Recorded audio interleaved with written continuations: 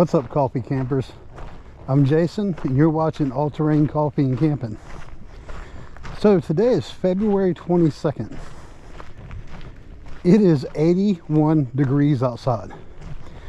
I am at Raven Rock State Park in North Carolina, and I will be doing a solo overnight trip at their canoe campground. So the canoe campground, it's about a little under 2 miles of a hike to get there. And I was surprised to actually find there's a few amenities out there, and we'll check those out once I get there. But just wanted to do a little video on this, show y'all what I'm getting into. All right, see y'all a little bit down the trail.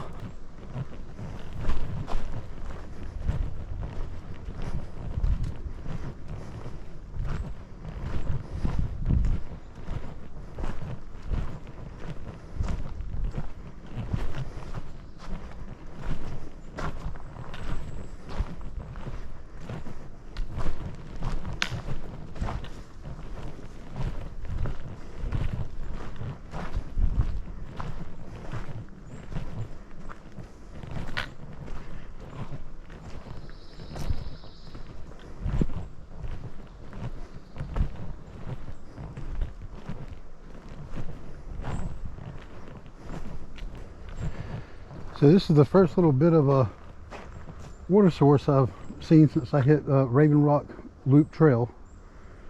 I wouldn't even call it a water source. It's just a little creek, and I wouldn't recommend even trying to get water from this. I didn't ask any details from them, but you know, they do state that you'll need to pack your water in. I know the canoe campground is right there beside the Cape Fear River. But I had come out here, it's been a few years, and I remember, at least from the canoe campsite, the river itself being somewhat inaccessible from right that spot. I think there is a place where you can put a canoe in and out at. There must be some way, so I'll see if I have time to try to find and check that out while I'm down here.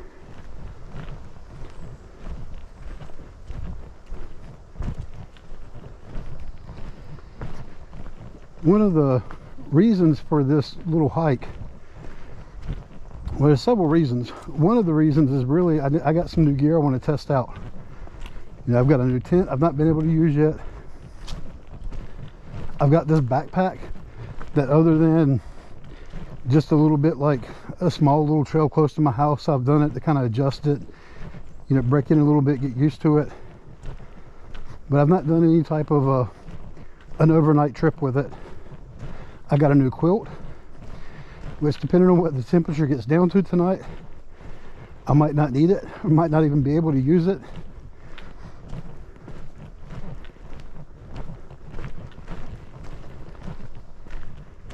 Another reason for doing this is I want to, it doesn't take me very long to get out to the state park.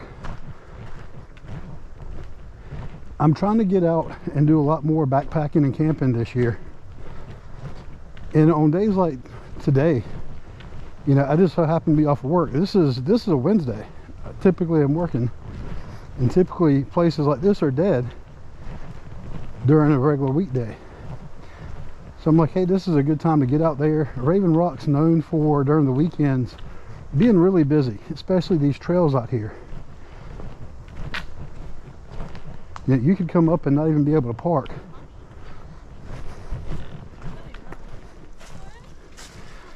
So that's the other reason for it. It's just to kind of check this place out and start making this a little bit of a getaway for me, a little bit of a training ground, and we'll see how that goes.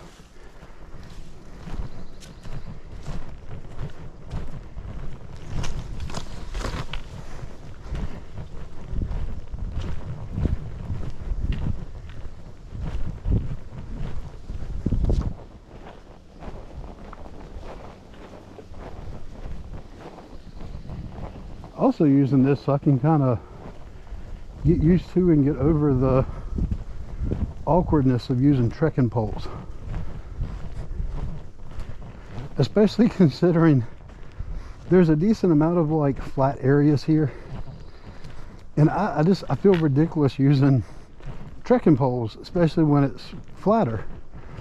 There's definitely some, you know, there's a lot of roots. I wouldn't necessarily say it's rugged terrain. A lot of things that you could trip yourself up on. I definitely see the value in trekking poles, because you can kind of use those to help yourself from tripping or falling down if you do start to trip. There's also some little drops here and there. I don't think, at least on the trails that I'm doing, that you have to worry about actually crossing a creek that doesn't have a bridge. And speaking of which, so here's another creek.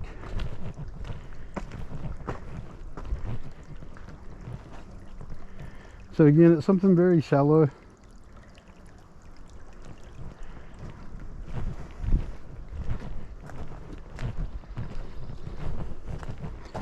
You know, the cool thing about Raven Rock is it's not, you can do a lot of miles out here, but to get to the campsite and get back to your car, it's not very far. It's something like 1.8 of a mile.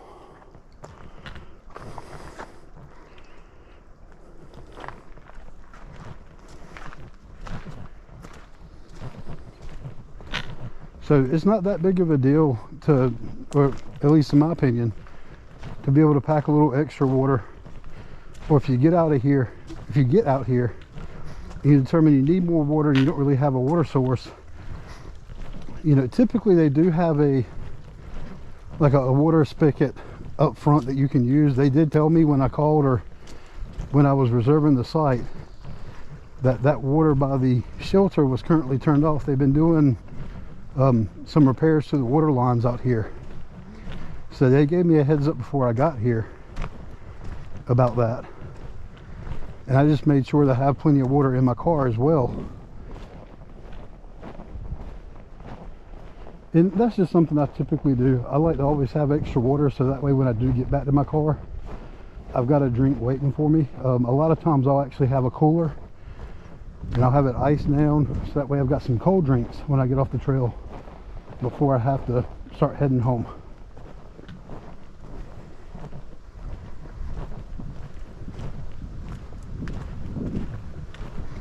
You can tell they've been doing some work out here.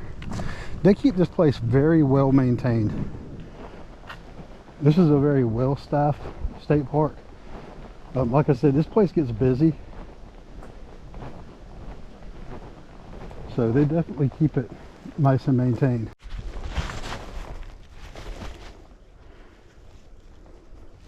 Okay, and another crossing here. So yeah, it's all been the same. It's these very shallow creeks here.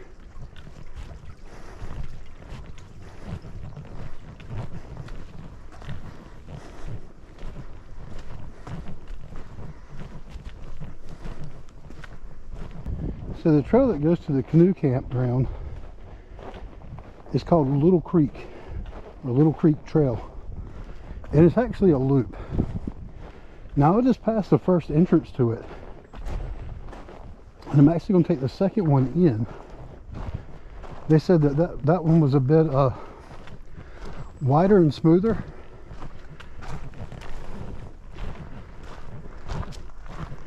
But last time I was out here, I took the first one and probably came out the second one. So I'm going to do opposite this time around.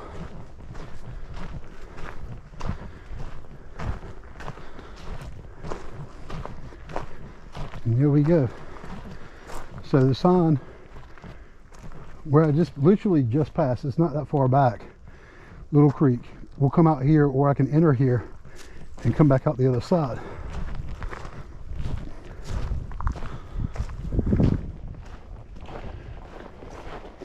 So if I stayed straight and went to Raven Rock, I think there's actual Raven Rock is up that way. You'll see there's some nice little stairs there. But right now my objective is to go get camp set up.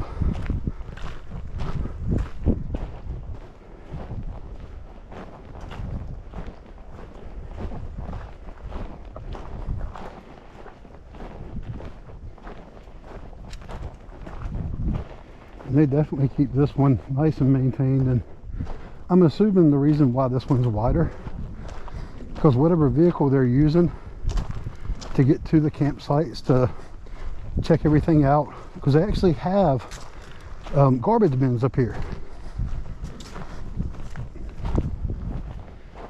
So this is probably where they take what of the vehicle they use to get to the campsite. So they're definitely going to keep this a bit more well maintained.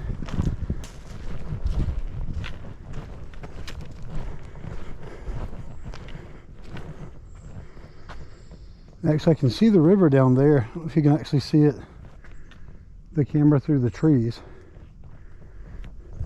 That's the Cape Fear River.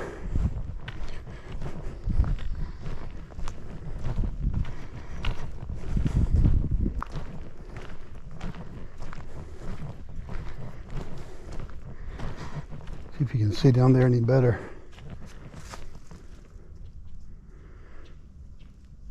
I love that. I don't know if the camera's doing this any justice or not, but that's beautiful. Even with the trees kind of blocking everything out. All right.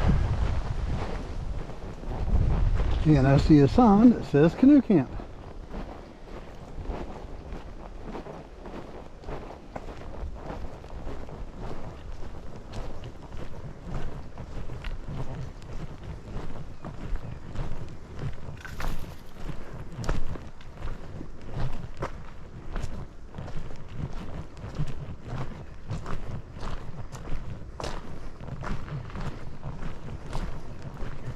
So it does say here, camping by permit only. So if you do plan to come out here, make sure to go on the website and make a reservation.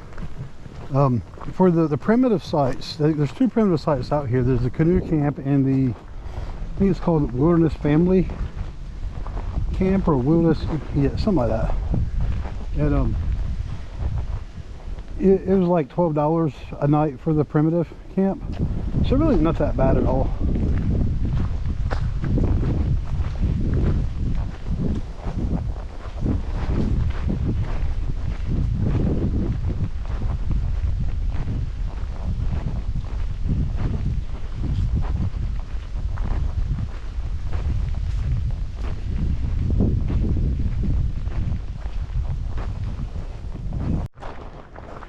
All right.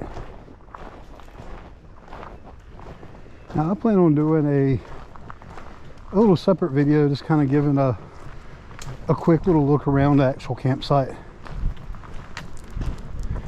But right here, they do have a bathroom, and they've got the garbage bins.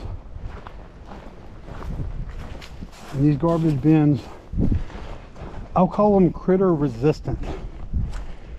These are the same type like they have over at the campground.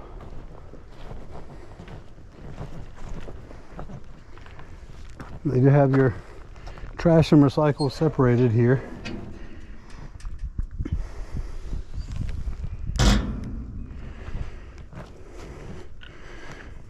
So there we go. Now, even though I'm ready to get set up, let's just take a quick stroll right over here, because there's the river.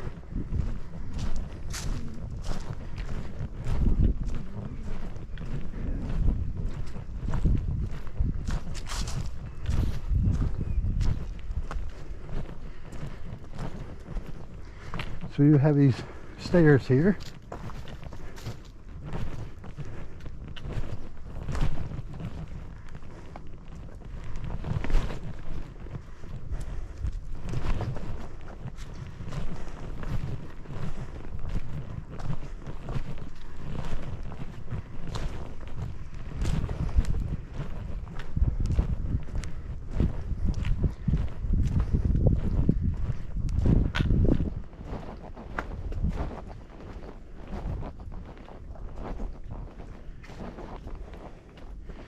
Yeah, you see how it's all nice and, well, I'm assuming you can see that right here on these steps. It's very muddy, so I don't know if this is the only spot where you can put in for the canoe, But personally, I wouldn't want to have to mess with that just to get water.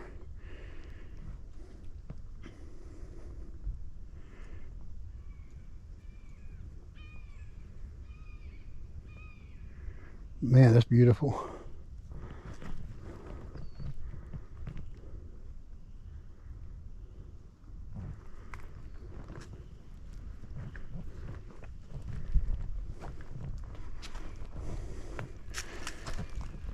So far, I'm going to stick with the pack water in. It was a very easy hike. I mean, I'm very out of shape right now. I do not feel worn out of breath, anything. I feel great.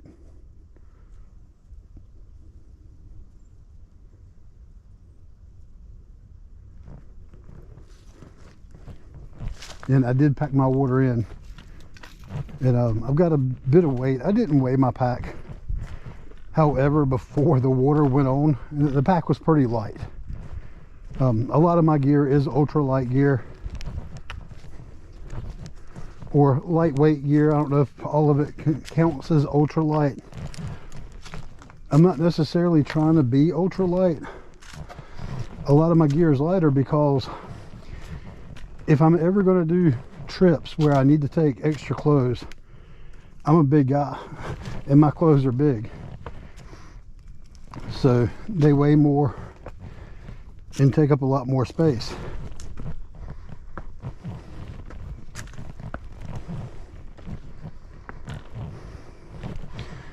There we go.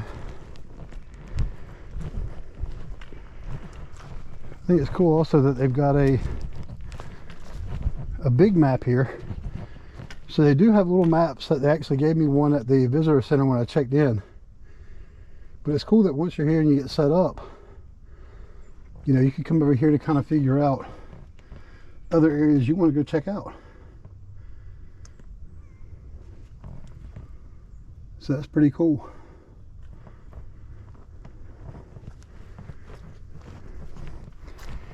And I am staying tonight at Site 1.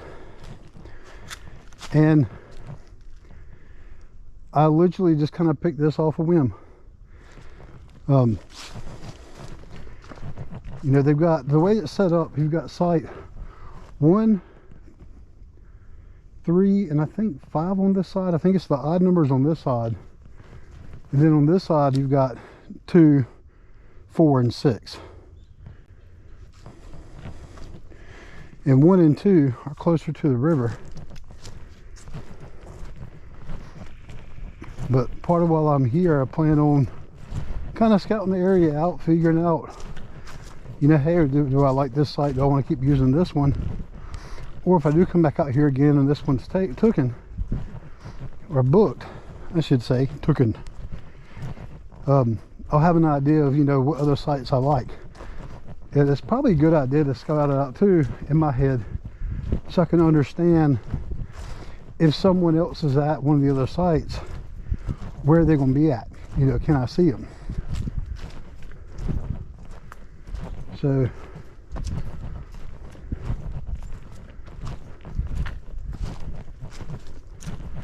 I'm going to assume that this is my site right here. And the reason I'm saying I'm assuming it's my site, because up here I don't have the best eyes, but that looks like it could be a picnic table or something up ahead. Could just be a gate, could be, I don't know, it looks like a picnic table to me. I'm just going to come in here, let's check this site out. This could be the other site, because look, there's actually a trail that leads to it. So this is, I would say this is probably Site 3, and then that's going to be Site 5.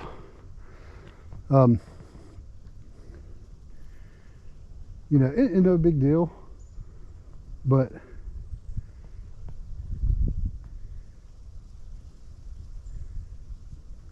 you know, it would be kind of cool to have another number up here somewhere, but it's not a big deal at all. It's a pretty cool site.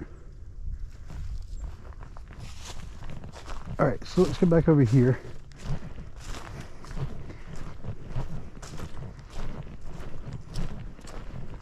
and see if I'm right.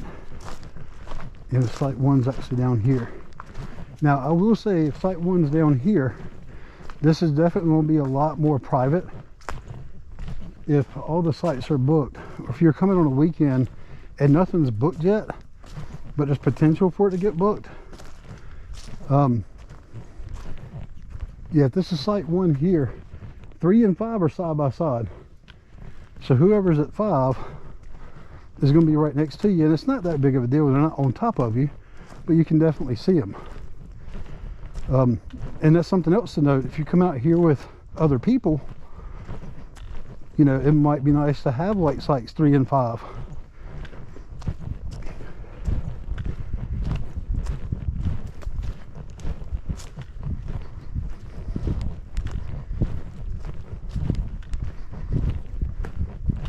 Yep, definitely a campsite.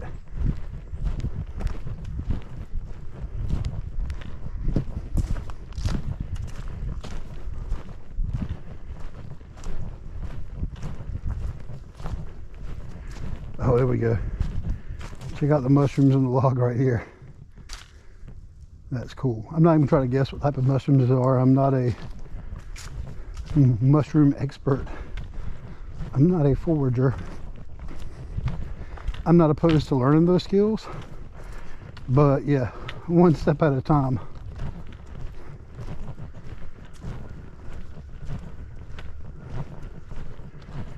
All right, here we go.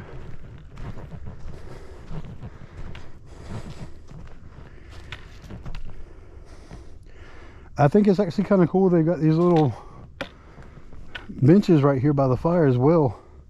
I like the fact that they said they had picnic tables, because I do not have any type of a backpacking chair. So I was like, hey, this is cool. I got a place I can definitely sit and relax at. I can see the river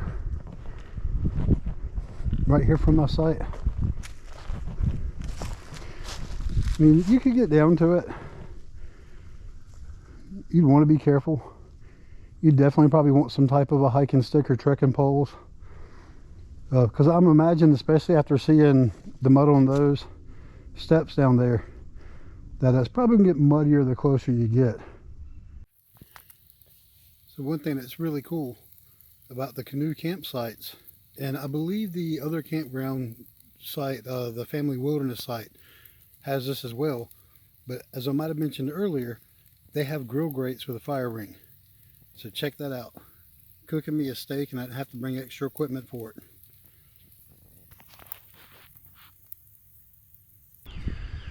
So that steak turned out to be a mistake, and the trip literally went to the crapper after that.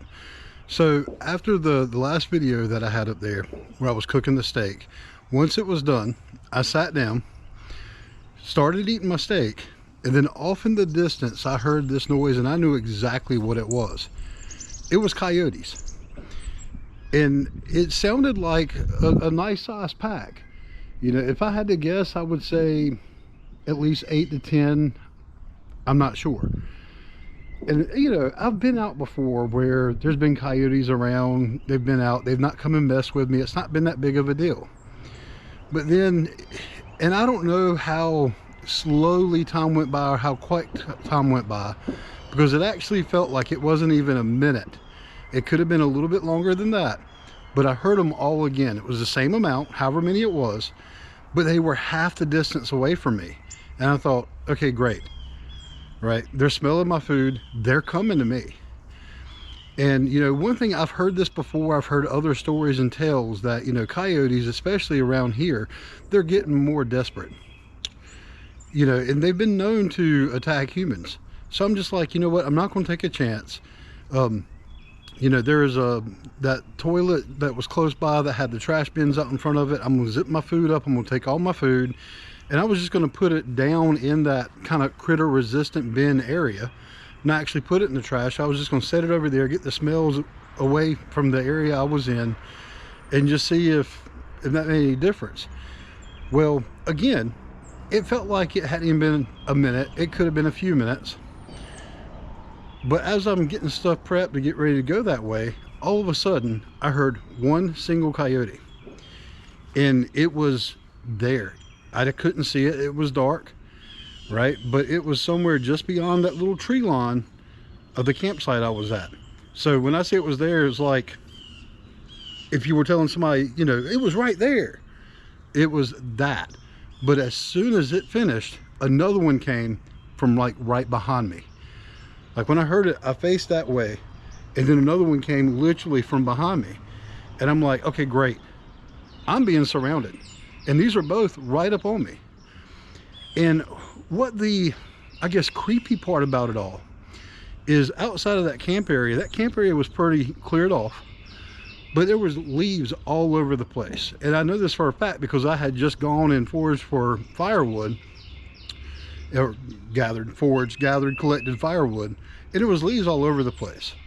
I did not hear a single sound of movement. I never heard them approach the site. I never heard any kind of running. So, you know, once they got there, they were stealthy enough. The way they moved, I couldn't hear them. And that just instantly dawned on me, okay, I'm not going to know until they're right up on me. If I've got 2, 3, 4, 5, however many it is, and they're creeping up like that on me, it could be one like right behind me before I even knew it. There could be one that could come in view. You know, I always think about scenes like from Jurassic Park, right, with the raptors, where, you know, they got one that gets your attention here, then there's two on the sides of you, right? Because animals and predators are known to do stuff like that. Pack animals are known to do things where they try to distract their prey, so you're not actually seeing the ones coming in for the kill. And you know, would they have attacked me? I don't know. I didn't want to take a chance. So as soon as I heard that second one, it just clicked, right? This is where all the TV shows I've watched, all the YouTube videos I've watched, all the research I've watched when it comes to survival, it just rushed through my head. I grabbed one of my trekking poles, I started banging it, and I started shouting, being as loud as I could, because in my head I told myself, I heard myself say, you got to make yourself sound as big and loud as possible. You've got to, you know, basically tell these that, hey, I'm an alpha predator. You might be a predator, I'm more of a predator than you are. So I responded really quick, and that was the last I'd heard of them. You know, looking back on it, well, no, I take that back. That was the last I heard them right at the moment. But I'm thinking, okay, I can't take a chance. I don't know if I've scattered these things off. I don't know if they've backed away, because I wasn't hearing them move before. Now, I would like to think that if they literally did run away, you know, they weren't running away stealthy. I would have probably heard some movement. So I'm kind of like, you know, they could still be here, but I put them at bay. And so I picked my cell phone up, and I'm like, let me at least try to get somebody on the phone. That way, if something happens, I've got somebody there that can kind of signal for help while I'm also figuring out what I'm doing. And of course, there was no signal out there. You know, my phone wasn't going through. I finally, after about the 4th or 5th attempt, I was able to get my dad on the phone. So when I checked in at the state park, they gave me a little piece of paper that had emergency contact info on it. And luckily, I was smart enough to keep it and put it in my pocket, right? So I pulled the paper out. I told my dad, write this phone number down. And what I'm going to do is I'm going to walk to that toilet, because it's got a door. It's a vaulted toilet. It's got a door I can shut myself in, and I know there I can be safe. So I told my dad, write this number down. I'm going to walk down here, and I want you on the phone in case something happens, in case I get attacked. That way he can at least call the Rangers number and someone can come out there, right? They'll know where I'm at. Someone can come. They know I need help. So that's what we did. And it wasn't necessarily, you know, a long walk, but, you know, early in the video, there should actually be footage of me walking from where the toilet was at down to that campsite. So you'll see it wasn't just like, you know, the toilet's over here. It was a nice little walk down a very dark path with, you know, these coyotes that I'm not hearing move that could be following me along, right? Waiting for that opportunity moment. So while I'm moving the entire time, you know, I told my dad, look, I'm just going to talk. I'm going to talk random words. I'm going to be very loud, and I'm just going to talk. Now, one other thing I did before I started leaving, and this is kind of where that, you know, the survival preparedness and just from past experiences kicked in, because without thinking twice about it, what I gathered to go, because I didn't have time, I didn't want to take time to rummage through things. I grabbed my trekking pole again, and I grabbed a bottle of water. I had my cell phone with me, a bottle of water, and a trekking pole, because I instantly knew I have no idea how long I'm going to be in that toilet. I could end up in there all night long. I have no idea. I know I'm going to need water, right? I already had a little hike. I wasn't necessarily exhausted or tired from the hike, but you know, I had exerted myself earlier that day, and I'm like, I need to make sure I've got water so I can stay hydrated and not have to be dealing with another problem. So I get down to the toilet. I get in, I tell my dad, all right, I'm safe. I'm going to call the Rangers. So I hang up the phone, and it took me 45 minutes to get another signal. You know, inside that vaulted bathroom, the signal was even worse. And it really ended up getting to a point where, because when I first got there, my dad couldn't even hear me very well once I got in there because there was a bad echo. So after time had gone by, and one other thing I want to mention, my phone was doing the roaming thing. It was saying it was extended network, right? And every time I would do it, it'd say, you know, you could purchase a pin to purchase roaming time. So some time had gone by before I finally said, you know what, let me go through this prompt. Let me find out how much this is going to cost. If I can get a call out at this point in time, that would be great. And I went through, and the cheapest option they had was like $15. I'm like, you know what, $15, I'm going to spend it. I went through, I spent the money, and then even after I did it, and it took about 7 or 8 minutes to go through that process, the call still wouldn't go through. So even though it said I was an extended network, it said I could purchase roaming time, and I was able to purchase the roaming time, for whatever reason, the calls would not go through. And I don't know if that had to do with the fact there was a low signal or something else that was going on with that network. I don't know what the deal was with it. I've never had to do that before. That's something else I'm gonna kind of look into. But that also just shows another one of those problems and things I have to look at for going forward. So anyway, after a while, you know, I started I would peek out the door every now and then, didn't see anything. Now, once I was in there, once I got to the bathhouse, I could kind of hear them off in the distance a little bit. I don't know how far they were, because, and this was like when I was first going in, because once I was in that bathhouse, I couldn't hear much anything outside of it. The sound was pretty muffled. So anyway, I ended up opening the door a little bit, was able to, you know, got outside just a little bit by the door, was able to get a signal. You know, finally, after about 30-45 minutes of trying, I got the Rangers on the phone.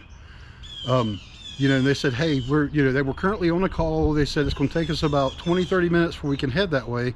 And I told them, that's fine, I'm safe, right? But they did show up. They came, and, you know, of course, they needed to know the story. They wanted to understand what was happening, because they need this kind of information so they can understand what else is going on, what other people might be able to expect, or what, you know, they might need to do, if anything. So once I explained them the story, and I told them about, you know, the one that was here, the one that was there, and then what I did next, when I told him that when that second one was behind me, he looked at me, he said, that's no bueno. And he said, if you didn't respond the way you did, as quick as you did, there's no telling what would have happened next. So we went through, we got all my gear packed up, they got me out. It was kind of funny. Probably the hardest thing for me was the extraction point on the way out, because I ended up, there wasn't room in the truck. I ended up in the bed of the truck. And that was a bumpy ride, and it took about a good 15, maybe 20 minutes. And it kind of beat me up a little bit, but, you know, hey, it is what it is. I'm good with it. But so what does this mean for me going forward, right? Does this mean that I will never go backpacking again? No, by no means. It doesn't mean I won't go backpacking again. Right now, at my family's request, there will not be solo backpacking for some amount of time. If I ever get back to where I'm solo backpacking, there will, or even when I go regular backpacking, there's going to be other defense measures in place. And I don't exactly know what that means now. I've talked to several other people. I've already been looking at different options, and I've been thinking things through different ways, because sure, I could take, you know, at that particular park, they do allow concealed carry if you've got your permit. So I could take something like that with me. But in this situation, you know, how would it have helped me? Because I'm not going to blindly use that, even though I know that no one else was staying out in the park where I was at. I'm not going to take a chance. I'm not going to blindly use it, shooting at nothing or whatever. I'm not going to do that. I don't want to take a chance on someone getting hurt. I don't know where it's going. I'm not doing that. So I would have had to waited until these things, if they had actually come up on me, to use it. And again, there could have been a distraction point. There could have been a bunch of them. It might not have actually helped. So I'm looking into a lot of options now. Like I said, I've talked to several people. I'm not going to go into all those details now. Once I do some research, I might come back later and do an update video on how I plan to, things I plan to take to defend myself. So for now, going forward, my trips are going to end up being primarily camping trips, day hikes. Well, when I say camping trips, car camping trips. That way I at least have the protection of the vehicle. If something happens, my car is going to be right there. I can just get in the car. That comforts my family, right? My wife and all them know, hey, his car is right there. If something happens, he can get in the car. You know, it's not a case of if I go somewhere else. These bathrooms like this aren't at most places. This one particular campsite had more amenities than a lot of primitive sites do. I got lucky, and the ranger even said it's a good thing that bathroom was there. Because again, there's no telling what would have happened or could have happened by the time they got there, even after I got through to them. So the idea of doing backpacking with a group, that's not been canceled out. However, there's going to be a delay to that, because one of the purposes of this trip and what my plan was going to be going forward was I was going to do that trip.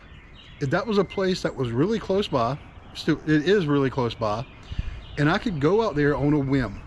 If time frees up and it's like, hey, I can go backpacking tomorrow, right? Have everything else ready to go. And that was my plan, to keep my gear ready to go, right? To keep some food ideas on hand, and then that way if I had a chance to go backpacking, I could just hop over there, because I need to train more. I need to test my gear more. I've got new gear. I still didn't really get to sleep in my tent. I got to pitch my tent, put everything up, make sure everything was still in good condition. But I got that Durston X-Mid 2. I've not had a chance to use it yet. So that was going to be the purpose of me using that site. I was going to go there more often. I was going to try to go 2-3 times a month if I could, right, whenever I had a chance. And also to work on my fitness, my endurance, my speed, because there are some other groups, some other people in North Carolina that I'm starting to meet. But these people are in much better shape than I am, and they're going to blow me out the water. And a lot of times I've talked to people in the past, oh, no, I can go your pace, or we can go whatever pace. And I'm like, no, I don't really want to play that game. I want to be able to keep up with people. And it's not necessarily about pace either. It's about right now, I don't know how many miles I can do. Some of these people are wanting to do 10, 15, 20 miles a day. And I know 20 miles ain't happening. That's just not me right now. I don't know if that's ever going to be me. I don't know if I'm interested in going that type of pace. I do like to take my time. I do like to take it all in. But I do want to get to a point where I could endure more, where I can go longer and be able to keep up with other people's pace. So I've got some training to do, which is now going to turn more into day hikes. Or when I go to Raven Rock, the same place I was at, they've got a campground where you can do car camping. They even got cabins out there. So, and there's a path that connects that to the other trails. So I could always go out there and then go do some day hiking as well. And that's my plan. My plan is to just get more day hikes in with my backpack, with my gear, work on my endurance, work on the ability to just keep a good pace and just go out there. Once I start feeling at a point where, hey, I can do this a lot more, I'm going out there, and instead of just doing, the loop one time, I'm doing it 2 or 3 times. Or when I'm out there and I'm like, hey, I just did like 6 miles, I feel great, and start pushing it more and more and more. Once I get to that point, that's where I'm gonna feel more comfortable going in with other groups, unless somebody literally, I don't know, there could be some things that could change. We'll see what happens. But so there it is. That's my plans. There's going to be research. There's going to be more stuff. I'm going to talk to other people. One other thing I wanted to mention about the coyotes. So Colin from Kincaid Outdoors, we were having a conversation about this, and especially in more residential areas, because Raven Rock isn't that far at all outside of residence. I mean, there's houses right down the street as you're pulling in. And what's becoming a more common thing to see is there's a thing called coy dogs, where coyotes have been breeding with domesticated dogs, and the offspring seems to have no fear of humans at all whatsoever. And in areas like this where it's a lot of residents around, you know, from my research, you more likely could be dealing with some coy dogs or a mix of coy dogs and coyotes in that pack, right? So that could even, you know, explain some of the unusual behavior, because they're not necessarily just coyotes. It could be this half-breed coyote, you know, dog type thing that doesn't fear humans. So there's no telling exactly what I was messing with. I don't think there's that big of a difference between a, you know, look-wise between a coyote and a coy dog, where it might be hard to tell, especially in the dark, if I had seen them, but I never saw them. Anyway, you know, thanks so much for watching. Thanks for being awesome, and I hope you'll have an awesome day. Bye.